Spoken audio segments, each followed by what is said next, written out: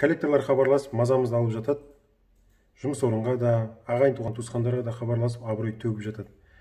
Сығырданымыз қайнап, не істеу керек екенін білмей жатамыз. Оның жолдарын сұрап жатамыз. Біз оны әркез айтып та жүрміз. Қазір тағы да айтамын. Мұндай жағдайда жаңа телефондарды бәрін тізімін алып, мүмкін болса тіпті жазып алып, оны құқық қорғау органдарына арызданып, шағымдану керек сол әрекеттерге. Сосын қаржыны реттеу агенттігіне. Құқық қорғау органдары дегеніміз бұл ішкі істер органдары, полициялар, сосын прокуратура. Олардың әрекеті дұрыс емес. Заңды ма деп сұрайсыздар, жоқ, заңсыз. Жұмыс орнына хабарласу дұрыс па? Жоқ, дұрыс емес. Ағайын туған туысқандар хабарласу дұрыс па? Жоқ, дұрыс емес.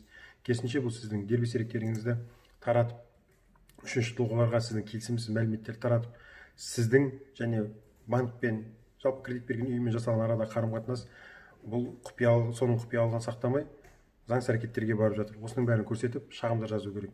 Біздерге жүгінген адамдарға біз шағымдарын дайындап, тапсырып беріп жатырмыз. Бұлардан, яғни коллекторлармен қорғану керек. Қазір жақсы болды.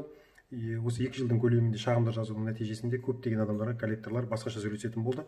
Одан бөлек біздің парақшаға тіркелген оқырмандардың бәрі де коллектордан қорықпауды үйреніп жатыр, олармен сөйлесуді біліп жатыр. Бірақ сонда да зығырданы қайнап, олардың сазайын тартқысы келетіндер бар.